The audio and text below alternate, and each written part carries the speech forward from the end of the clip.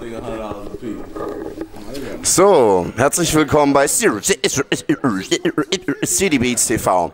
Heute haben wir richtig coole Gäste am Start, ja, direkt aus den Staaten, aus Newark. Das sind die Lords of the Underground. Und ich werde jetzt mit denen ein bisschen ein Interview führen und mal fragen, was so in ihrem Leben eigentlich bis jetzt so passiert ist und wie ihre Einstellung zu Hip-Hop ist. Ja, seid gespannt. So, thank you for coming here. And Thank you, Donka. Donka Shay. And we're proud that you be here and playing for us tonight. So here's the first question. In Europe, lots of people got fascinated by the movies Beat Street, Wild Style, and of course Break-In. And how was it for you back in the 80s and early 90s? How got you inspired? I'm gonna just go off of those three movies. Those three movies are iconic when it comes to hip-hop film and hip-hop documentation on film. But my favorite, my personal favorite out of was Beat Street. I wanted to be Lee. Lee's vibe was just ill. You know what I mean? He respected his mother, but he loved B-Boy. Yeah. You know what I mean? Did you see the scene when he was talking about how Raymond was gonna paint his jean jacket? Yeah, sure. Did you see the passion? He was like, when I do my back spins, you know how. Yeah. The passion that he felt in that scene, that he displayed in that scene, even though it was a movie, that's how I felt about hip hop. That's how I felt. I was like, wow, it's another dude who feel the same way like me about hip hop. Yeah. And he was just talking about breakdancing. Yeah. You know what I mean? So that grasped the culture at the time so perfect because I was living it the same way, man. Yeah. So that's my all-time favorite, man, that Beat Street out of. Now, don't get me wrong, Wild Style and Breaking, come on. But for me, it was just like, I thought I was Lee. You know, I could relate. Like, what Lee did. I just did it with rapping and breakdancing and all of that type of stuff. I would have to say my favorite movie, hip-hop movie of all time was Wild Style. Because, I mean, it had all the elements. You had the DJ and the MC, the break and the graffiti. It's like everything. But the thing that really stuck in my mind, what I admired was like Grandmaster Flash, and, you know, and watching these dudes rocking their kitchens. You know, it was like, that was so real, man, and that was just touching. Like, every young DJ who saw that movie was amazed, you know, just how the way they captured the whole culture of hip-hop, and basically how they brought it to the mainstream, you know, from the Bronx, you know, and then it went to the city of Manhattan, and, you know, and with the art and everything just blowing up. That movie right there, man, was something special to me. Wild Style. Real quick, Crush Groove. Crush Groove. Come on, man. It wasn't mentioned, but Crush Groove was another one. Yeah. Still, like, to me, that movie kind of was, I mean, don't get me wrong, like Beat Street, Wild Style, Break-In, Break-In 2, Electric Boogaloo, all of those are kind of under the same genre. Yeah. But it's like, for me, Crush Groove was that one, because it was like, I mean, and I think a lot of it had to do with the fact that, you know, Run DMC was in it, because that was the first time that I knew that I wanted to be an MC, was when I heard Sucker MCs. It was like 2 years ago, a friend of mine asked me to say some MC rhymes, so I said this rhyme I'm about to say. The rhyme was that, but then it went this way. I mean, come on. It's like when you hear that, it's like, and when you hear something, I don't think that I've ever heard, like, there's never been any one moment in my life where I've been inspired in that way. Yeah. Other than that. Yeah. I've never been inspired by anything, you know, more so than that moment, the moment that I turned on, you know, 98.7, you know, WBLS, and it was, you know what I mean? It was like, as soon as I heard it, I was like, wow, because I was breaking, I was doing graffiti, I was beatboxing, but, you know, and I had a brother that was an MC, and I knew people that were MCs, but I couldn't DJ, so I was never into that. But it was like, I was always beatboxing, graffiti, and breaking. But when I heard Sucker MC, it was like that was it, man. I knew what I was gonna do for life. I knew, you know. One thing I want to add to what Mr. Funky Man is saying, and it's a little off the subject of the movies, but it just hit me because it made me realize that we're really MCs. He said that he was inspired by Run DMC. He didn't say he was influenced.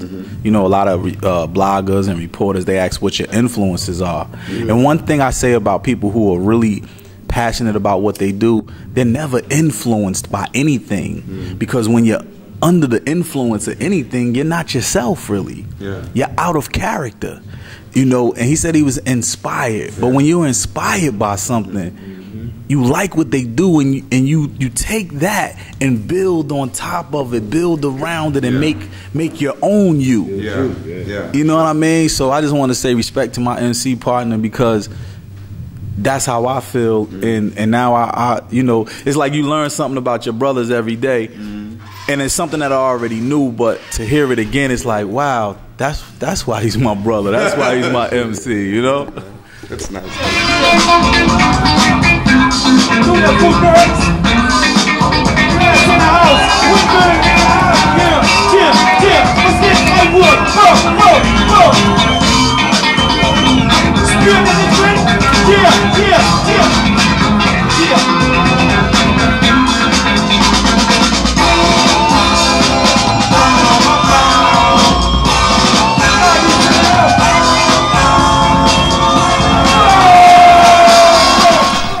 Right, you said something about Marley Marl, so here comes the next question. The connection between you guys and Marley Marl, the music producer and beatboxer, so how do you met him? So it was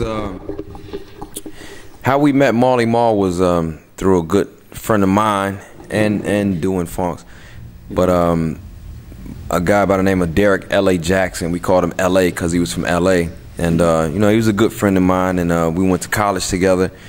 And in college, I used to DJ. I had a radio show in college at the university, and I used to DJ all the parties. And I used to bring him along with me. You know, I taught him some things, you know, DJing and everything. So he used to come with me. And when he graduated, he was like, "Yo, Jazz, you know, I'm gonna look out for you, man. Appreciate you, you know, what you did." And he was like, "Marley Marl is my cousin." And I was like, "Oh, word?" You know, but he talked a lot, so he's like, okay, is he really? Okay, whatever. So when I went back home that summer, I'm originally from Cleveland, so when I went back home, he called me that summer. He was like, "Yo, Jazz, I'm at Marley's house." And I was like, "Where are you at Marley?" He's like, "I'm working for Marley now." He was like, "Man, when you go back to school, you know, get a group together, whatever, start something, and send me a demo." When I went back to school, I met another friend, a mutual friend of ours, Denton Evans, introduced me to Do. Well, I knew Do, but I only knew Do from his red Omni. You know, we used to trip on it because he was from Jersey. We never saw that kind of shit where we from. But all I knew was, oh, the dude with the red Omni with the 5 stars, and we used to crack on this dude. But you know, met him.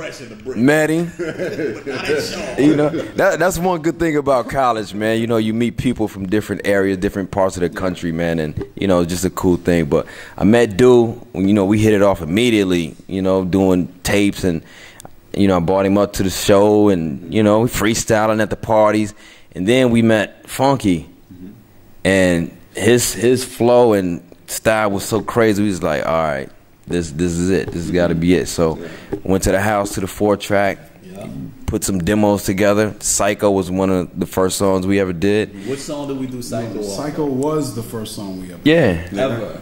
Yeah, well, it was the first song we did. And did a video too. as a crew. Yeah. And actually we did the demo over Drez, Black Sheep. So shout out to Drez, 'cause that was one of my favorite joints back then, and we did Psycho over that joint, man. That's what got us the deal. And then you sent the demo. And then we sent the demo to Marley, to LA, and he hit me back. He's like, "Yo, man, Marley love that Psycho shit. He's singing it all, singing around the house, humming it, Psycho." He's like, he want to meet y'all. I was like, word. So, you know, we set up a show down in Raleigh, North Carolina. We went to school in Raleigh, North Carolina. Yeah, they was doing a Juice Crew tour. Marley came, you know, to see us perform. Dude, he had a broken arm. He was in a cast. He's like, man, but I'm fucking, I'm a rock. This is our chance. I'm a rock. He's like, yeah. Funk was like, yeah, let's do it. So we ripped it. The club was fucking crazy. We tore that bitch down. You know, we trying to, you know, get with Marley Marl. So he loved the show. You know, he loved, you know, the showmanship that we had. And he was like, yo, man, I want y'all to come to the House of Hits and record. What? Cool. So hopped in my Toyota Tercel. You know, I didn't have the money like Dude had back then, so I couldn't afford Omnis with 5 stars. So, but you know, it got us there, man. 10 hours, man. Drove up to Marley Marl House of Hits, and you know, we just immediately started recording, man. Just arrived and then, come on. Boom. Well, let me tell you this, just to add on to Lord Jazz story. The first time we ever walked in a House of Hits, we hear this music. Boom, boom, boom, boom. We hear that rumble. Boom, boom, boom, boom. When you get to Marley House, it's just like a house, a nice sized house in the suburbs. You know, the House of Hits. So we walk through the garage door, we hear that. We see somebody standing in between the speakers with a wife beater on and like a Bell Kango on. Marley turns down the music on the board on the SSL. I think him and Teddy Riley was like the only two that have SSLs at that time in New York City. And the guy turns around and he said, "Yo, Todd, I want you to meet my new group." He turned around, it's LL Cool J. You know what I mean? And they were mixing Mama Said Knock You Out. So that was our first experience in the House of Hits. Wow. Wow. That's crazy, dude, man.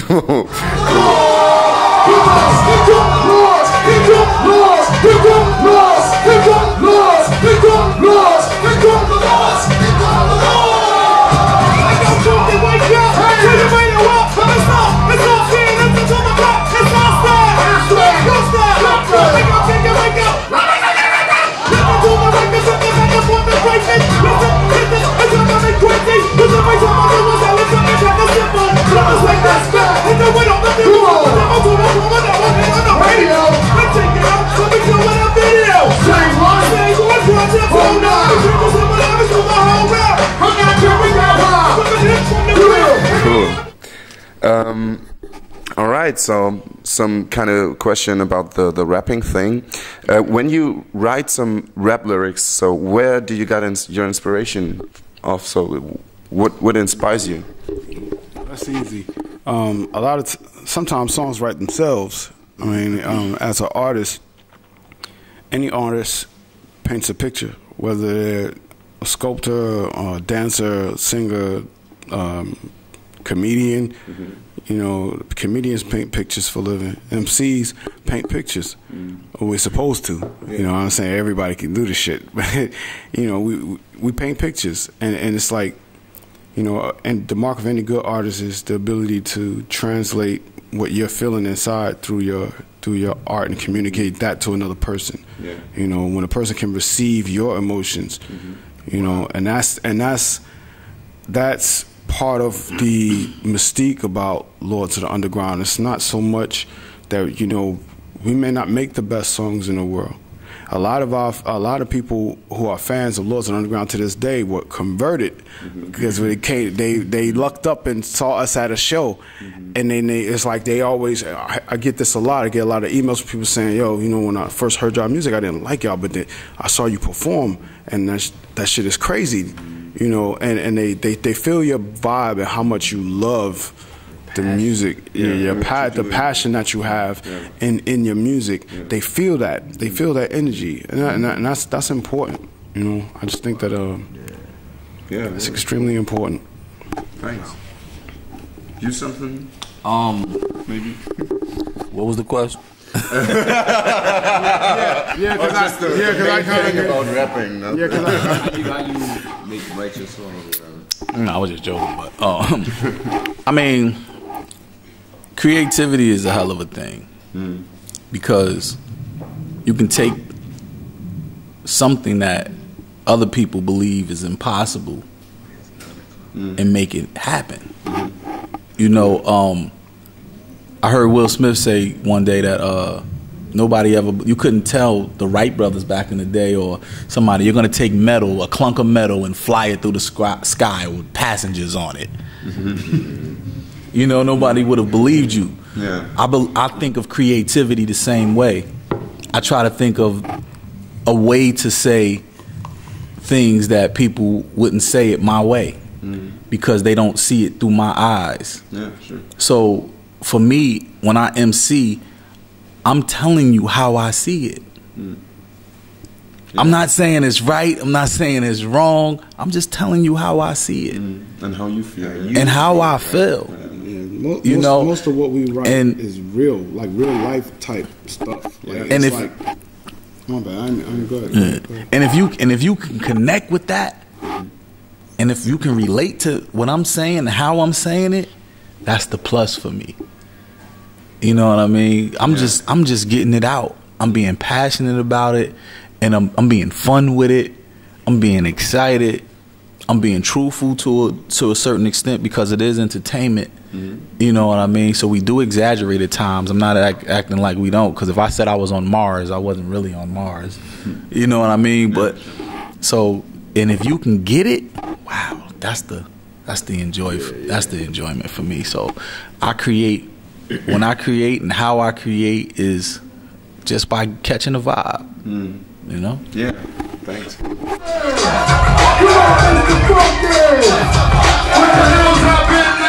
Come on, put your L's up like this, yeah. And if you're rocking with the motherfucking Lord right now, say yeah. Say yeah. Say yeah.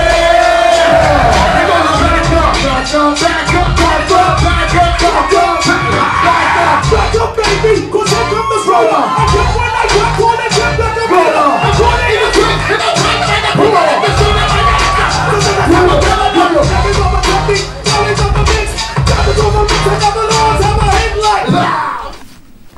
So, New York, birthplace of hip-hop culture. Have you been traveling to Brooklyn, Queens, or the Bronx to be a part of the movement, or was there an independent hip-hop thing going on in Newark, in New Jersey or something, maybe? Or did you have... Both of what you said is right. Yeah? Yeah, exactly. It's both. It's both. You can't come up in the era that we came up in, the quote unquote golden era of hip hop, where it was the most competitive, the most artistic. I mean, whereas, you know, in most of, you know, popular hip hop music or rap music or whatever you want to call it, is everybody's trying to be the same. We came up in an era where everyone was trying to be different. Yeah. So and original importance, like I couldn't say anything that you said. I couldn't say his rhymes, and I can, you know, there's no rules and parameters anymore. You know, people just go all willy nilly. They do whatever they want to do. You know, but I mean, for us to have come up in the era that we came up in, and in order for us to even be accepted as being okay. You could not go to New York. You know, you had to go to the Bronx. You had to go to Brooklyn. You had to go to Queens. You had to go to Staten Island. You had to go to Long Island. You know, I mean, you had to go. I mean, if you couldn't kill it in the Bronx, you were done. I mean, we went to the Fever in the Bronx and murdered that like about 3-4 times. Shout out to everybody who ever touched the Fever stage. Man. Yeah. I mean, the thing is, if you wasn't nice, the Fever would boo you. The Fever would get you out of there. Or anywhere in New York. I mean, I could like Do It All likes to say he don't remember this, but I remember distinctly a couple of places that we used to go, and it was like they would say, you know, and they from Jersey. And people would start booing, you know. But when we left the stage, when we got off stage, don't explain it right. That's when somebody calls your name, and that's like if I say Cleveland in the house and you in Detroit, they're gonna say boo. So but he never explained it like that. He say like we was rhyming and they was booing. No, that's not what I said. And that's why I be saying we never got booed. Is that what I said? I'm saying that's how I'm telling you how I took it all the time. This is the first time I ever heard you say it like this. You know what I mean? But yeah, I mean, yeah, that's true. That when they call Jersey, when they say Jersey, when we were in New York, they would say boo. Yeah. And it was like they would boo. And then when we leave, they were like, "Oh my God, yeah." You know. So like we've made basically made like the 20-21 year career out of converting fans, you know, and even to this day, you know, we don't have anything to prove. I mean, our legacy is pretty much sealed. I mean, you don't do this for 20 years and not be remembered for life. Yeah. You know, what show is this tonight? This is our 2,970th show. Wow. We're on our way to 3,000. Yeah. We've been counting since day one. Yeah. Over a 20-year career, I think that's not much, but you know what? It's a milestone for us, and we just got out of the studio with Marley Marl. We recording this 20th anniversary album. It's called Low Tug 20. Vintage, like it's going to take you back to Here Come the Lords. Like it's going to be like that, but just on a different level. You know, and I think that a lot of people are going to be surprised. They're going to be pleasantly surprised. It's like, yo, this is the Lords of the Underground that I know and love. You know, and this album is for the fans. It's for our fans, and also, I'm not really sad about this because these are my brothers, and I don't, you know, like our relationship, our brotherhood transcends music. Not just hip hop, but it transcends music. It's not just about music, you know. Like we have a sincere love for each other. Yeah. So, but this is our last album. This will be our last studio album, unless some strange order of events occurs. Like, I don't know, $10 million. Yeah. We more than likely you may hear a single here or there, or you may hear something on a mixtape, but this is our last studio album with Marley Marl, you know, and all of the elements that came together to make Here Come the Lords. We even have the same engineer who recorded Here Come the Lords is mixing coming out of retirement to do our album. Yeah, because he's been retired for years. He's coming out of retirement to mix our album. Frank Heller. Yeah, Frank Heller, he's dope. Dope engineer, one of the best, man. He goes back to the days before digital. You know, I mean, he's dope. He's dope. I believe you. So, yeah, that's very interesting. I think that's most of the questions I wanted to ask you. You just answered me before. Let me say real quick too.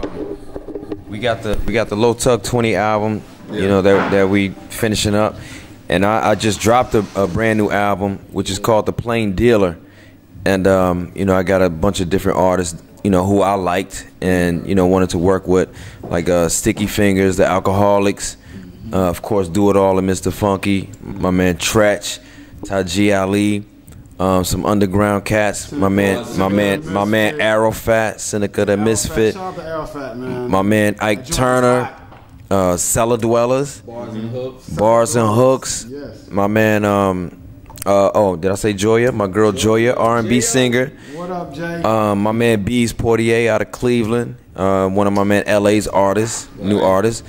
Who else is that? That's about it, man. But it's called The Plain Dealers on iTunes right now. You know, hit the website up, www.lordjazz.com. You know, you can get the album off of there. And soon I'm gonna have the t-shirts and everything like that. Yeah.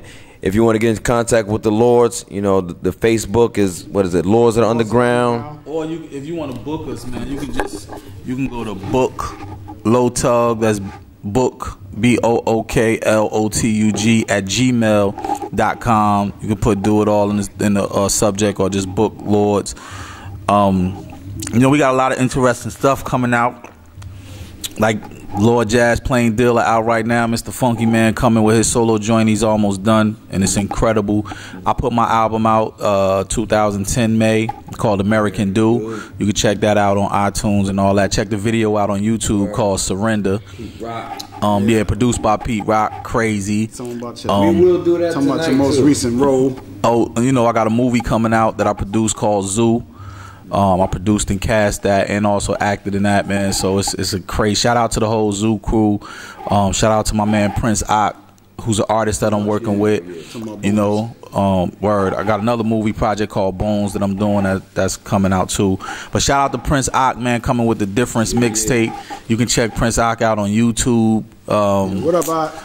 Under Loyalty, under Crush with a K, and under Blackout, man. Check those videos out. Crazy. 050 all day. 211. Shout out to Mr. Inkflow, man. 211 Media Group, man. So we working, man. We staying busy. Yeah, I'm feeling that. Yeah, and one more thing, man. One more thing. We appreciate the love and the support that you guys have given us throughout the years, 20 years plus. You know, Lords of the Underground here. We never broke up. We still around, man. We still here. I live in Paris, France right now, so maybe because you might not see us all together, but we're grown men now. We have houses and, you know, but we together, we still rock, man. And I don't know if you're going to show the footage from the show tonight, but check it out.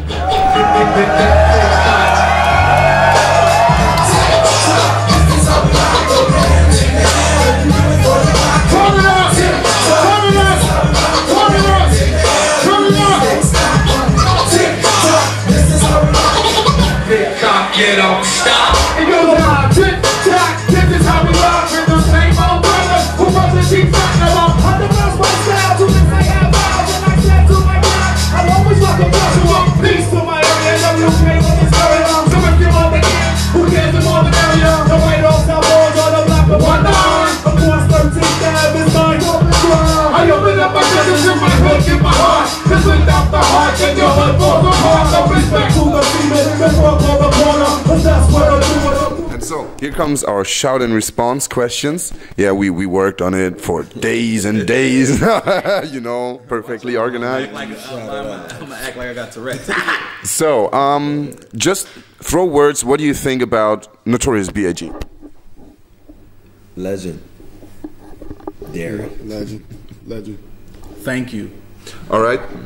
What do you think about Obama? Legend. Doing a good job. The president, but there's still a CEO. All right. What do you think about KRS-One? Legend. Shit. The man. Black Central, where I used to hide in the trunk and play that and jump out on people.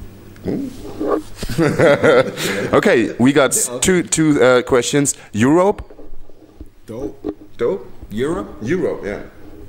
I live in Europe, so this is my second home. I love it. Thank you. And the last question is hometown Newark. Dope. Well, my hometown is Cleveland, and I gotta shout out my Cleveland Cavs and the Browns this year. They're gonna do it. And you, Newark? Man, The bricks. my everything. Brick City. So I'm thankful. Thank the Lord that you have time for this cool interview. And yeah, this is it. And watch our trailers. Schaut unseren Podcast weiter an auf YouTube. Das war's eigentlich von der ersten Episode von City Beats TV, direkt aus dem Crash von Lords of the Underground. Peace. And keep supporting the art. Alright.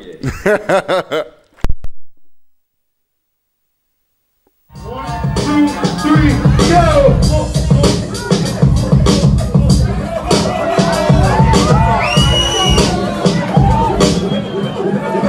Lords of the Underground.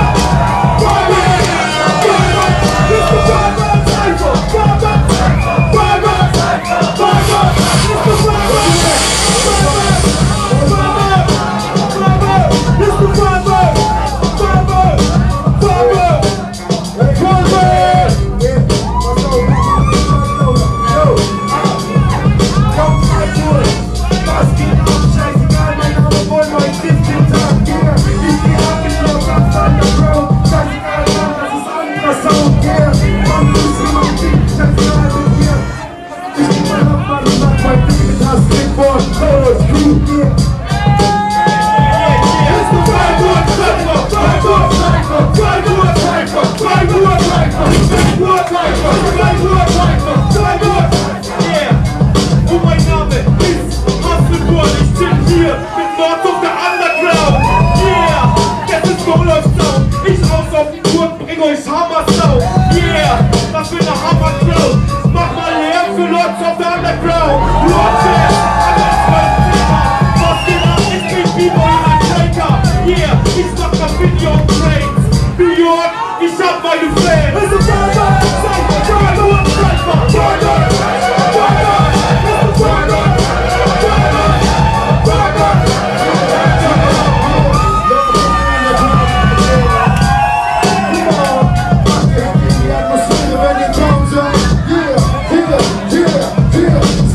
Genau, dass wir heute Abend den Flash brauchen. In den Crash raus, ich gerade im Jazz raus. Er sagte schon, der Ding mit dem Hammer-Sound. Ich fühle mich geehrt und Lords of the Underground. Ohne das Geil, wir sind in den Schall rein. Und der Scheiß muss geil, so wie ein Feind. Ich bin jetzt raus und der Rest ist noch klein. Viel Spaß für die Party, das war's.